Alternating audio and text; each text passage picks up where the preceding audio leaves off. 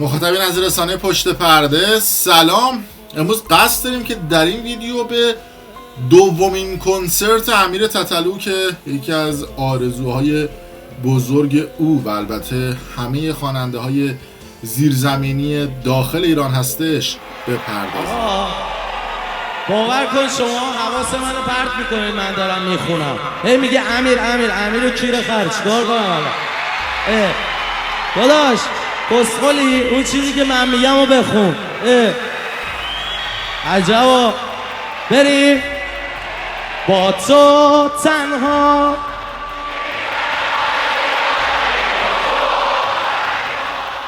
امیر تتلویی که امروز تونست در کنسرتش یک رکورد رو هم بشکنه، رکورد بیننده های ایرانی در لایو یوتیوب رو در دقایقی به بیش از 30,000 نفر رسوند که تونست برای اولین بار در یک کانال یوتیوب فارسی رکورد بیننده ها رو بشکنه. کنسرتی که بیش از 2 ساعت و 37 دقیقه طول کشید. امیر تتلو در این کنسرتی که البته با حاشیه‌ها و نکات طنز و جالبی هم همراه بود تونست 17 آهنگ رو هم اجرا بکنه که امروز به این حواشی میپردازه.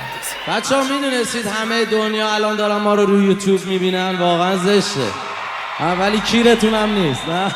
اما اون چیزی که مشخص بود در دومین کنسرت امیر تتلویی که بیش از 3,000 نفر در اون شرکت کرده بودند این بودش که امیر تتلو فقط برای طرفداران خودش کنسرت اجرا کرده بود، نه مخالفانش و نه کسایی که از سبک موسیقیش خوششون نمیاد. اون 3,000 نفری که پول دادن و رفتن کنسرت امیر تتلو قطعاً طرفدارشن. من نمیدونم که یه عده چرا این وسط موش میدونن میگن ای بابا چرا داره توهین میکنه، چرا داره فحش میده. عزیز من، برای شما عمه شما کنسرت برگزار نکرده، برای طرفدارای خودش برگزار کرده. به خاطر همین خودش میدونه که با طرفدار خودش چجوری برخورد بکنه. هرچند امیر تتلو سعی میکرد که در این کنسرتش با شوخی و تیکایی که میندازه کمی فضای کنسرتش رو هم تنظیم ولی کلامشان سر من از این کسچرا بلد نیستم. تقدیم به همه در دافای سرزمینم.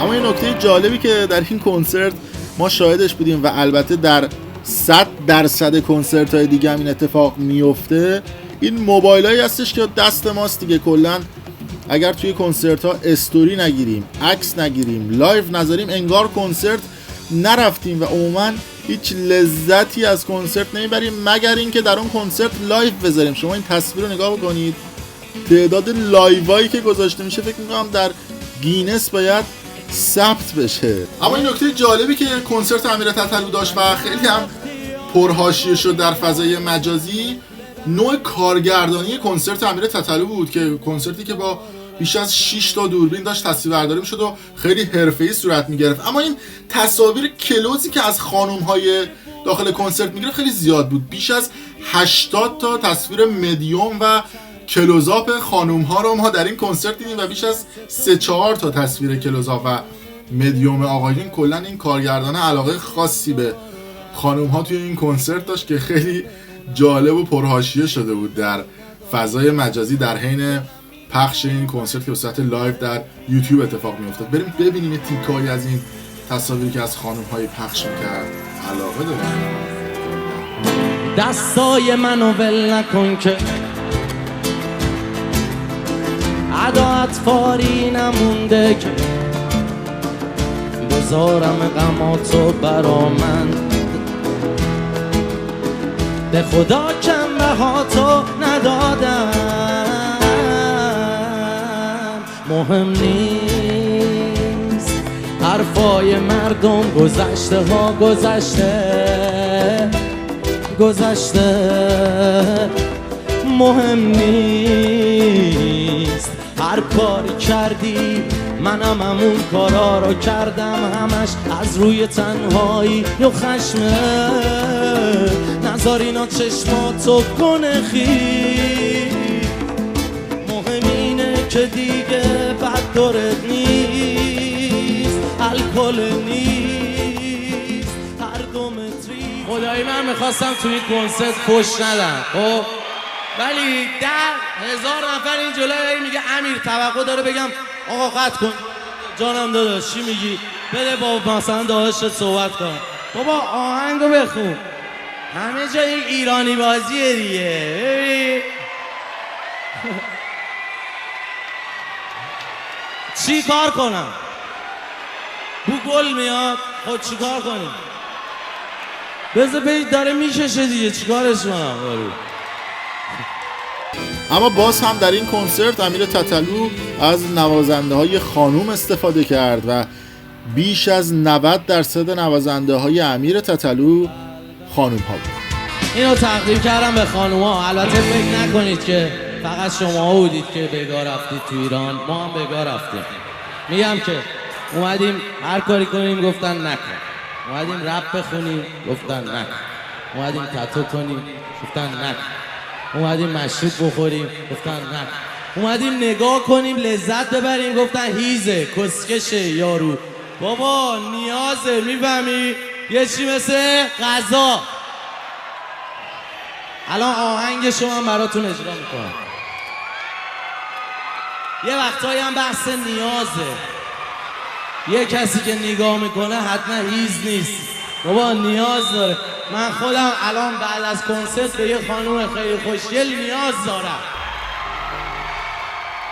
از طرفی امیر تتلویی که همه اون رو به رکگویی میشناسن در قسمتی از اجرای خودش تیکایی رو هم به خواننده های داخل ایران هم انداخت که نسبت به کنسرت اول امیر تتلو انتقادهایی داشتن.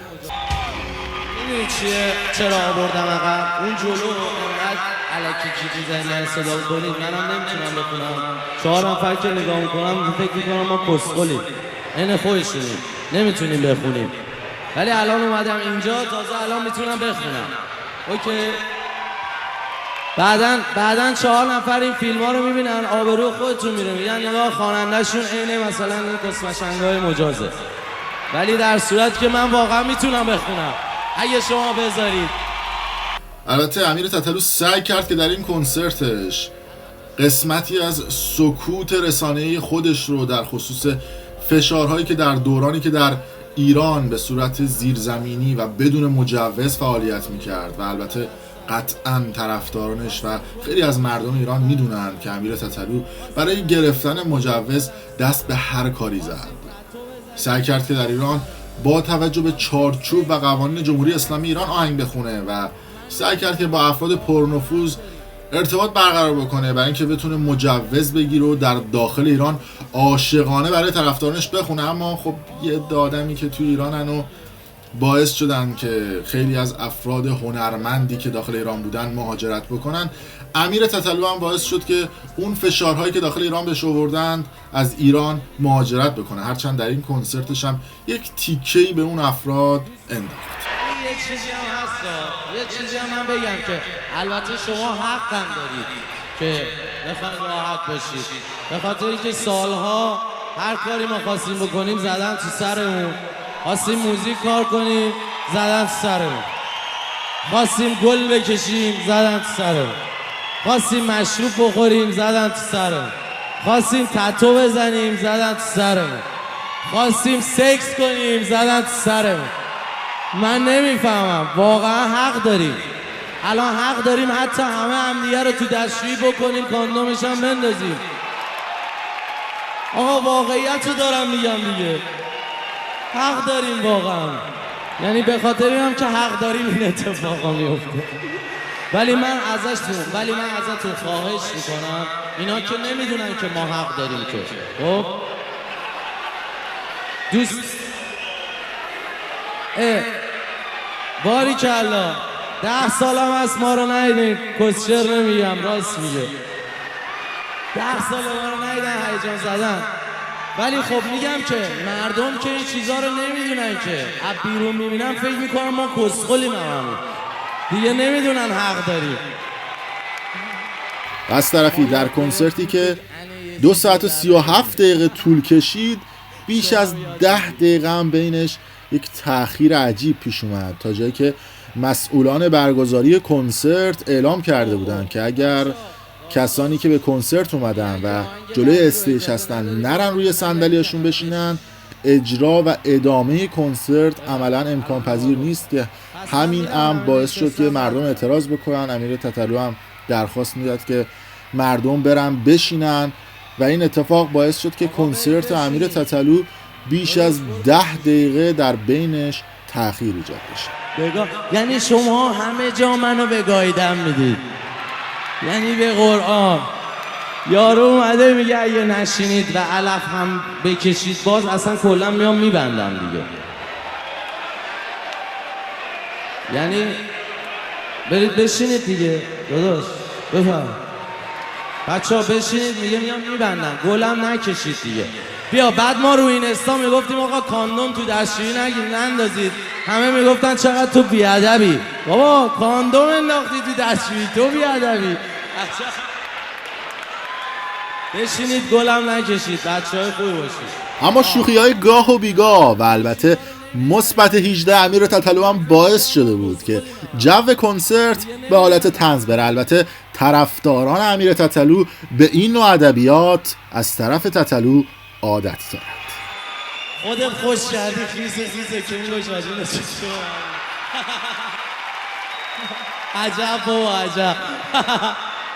آقا پس این که من میدونم حق داریم، خب منم حق دارم، شما هم حق دارید، ولی سعی کنید تو رو قرآن یه ذره رعایت کنید که اینا که نمیدونن ما حق داریم پشماشون نریزه ما رو که میدونن. باشه یه ذره بشین، ما میرم و برمیگردم دیگه، نمیرم گله رو بکشم بیام، میرم این تیشرت رو عوض کنم بیام.